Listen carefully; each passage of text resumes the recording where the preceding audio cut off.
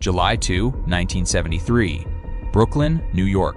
Frank James Matthews is supposed to be standing in a federal courtroom. He doesn't show up. He doesn't call. He doesn't send a lawyer. He doesn't leave a note behind on a nightstand. He simply isn't there. And in the 5 decades that have passed since that muggy summer morning, he has never been found.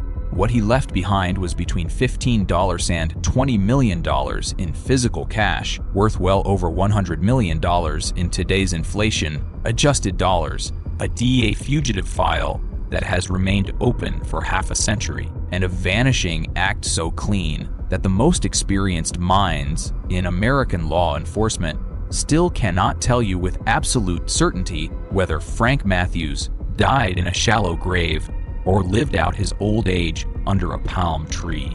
This is the story that typical true crime recaps gloss over. Not just the rise, not just the outrageous money, but the methodical, calculated engineering of the greatest disappearance in modern criminal history. Frank Matthews was born in 1944 in Durham, North Carolina.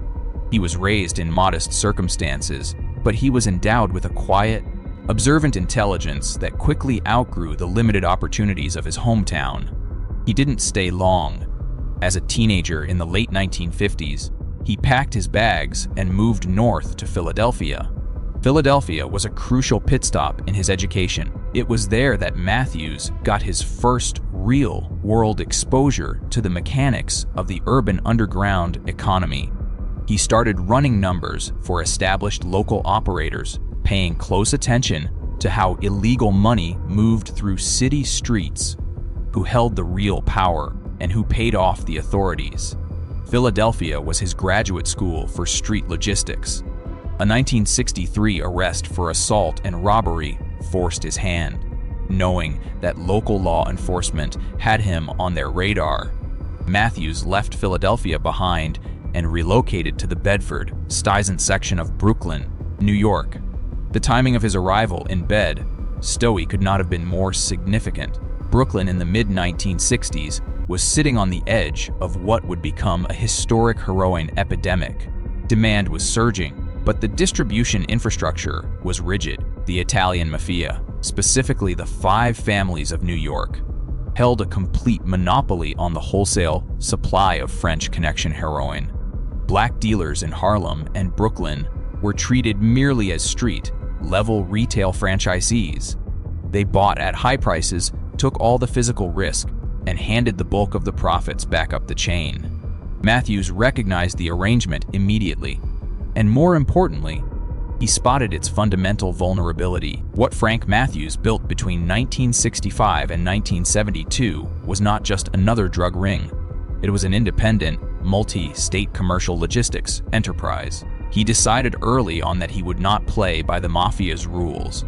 He bypassed La Cosa Nostra entirely. He didn't achieve this by negotiating or picking fights in New York back alleys.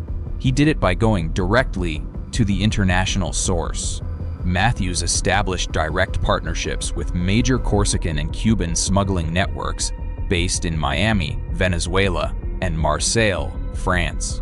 He secured a direct pipeline of pure, uncut heroin and cocaine that had no connection to the Italian families. Because he controlled his own wholesale supply, Matthews could undercut traditional prices and supply retail networks across the country.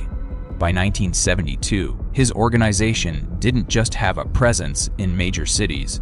It operated full-fledged distribution hubs across 21 different states.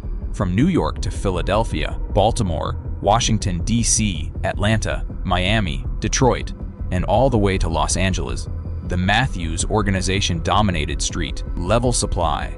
In major secondary markets like Newark, New Jersey, and his old stomping grounds of Philadelphia, Matthews engaged in fierce, bloody power struggles with established local factions, including the formidable Philadelphia Black Mafia.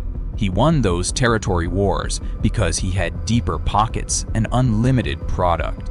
Federal prosecutors eventually estimated that the Matthews enterprise was grossing upwards of $100 million annually.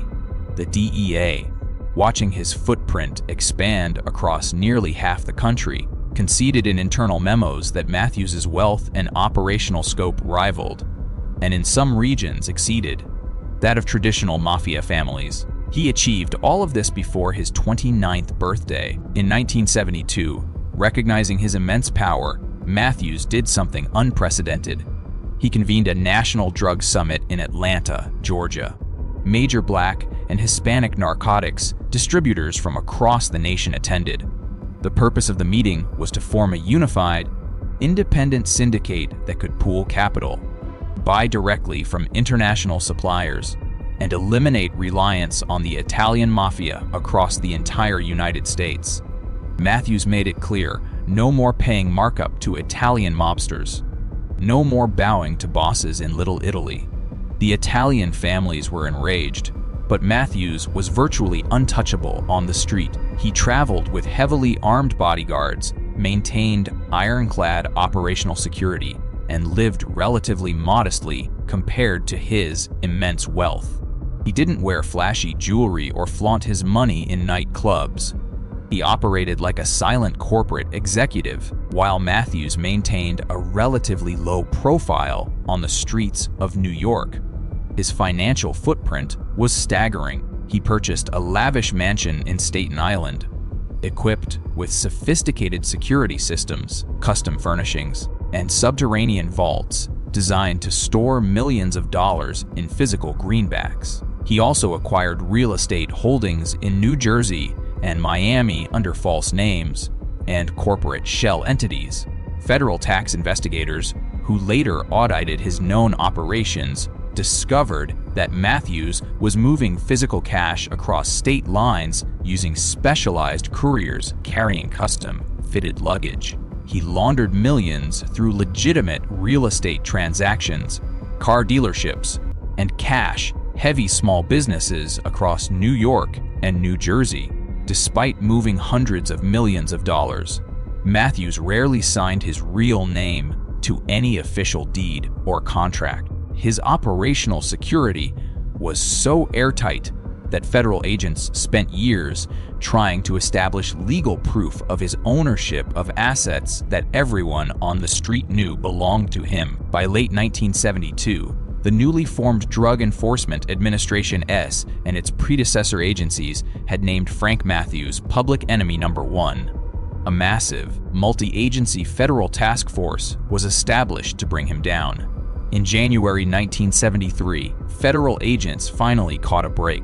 Matthews was intercepted and arrested at McCarran International Airport in Las Vegas as he prepared to board a commercial flight. He was charged with tax evasion and conspiracy to distribute vast quantities of heroin and cocaine. The federal magistrate in Las Vegas recognized the flight risk and set his bail at $5 million, the highest bail ever recorded in an American narcotics case up to that point. It was a sum specifically designed to keep him locked away indefinitely. However, Matthews' high-powered defense attorneys fought the venue. They agreed to have Matthews extradited back to Brooklyn to face the formal federal indictment, arguing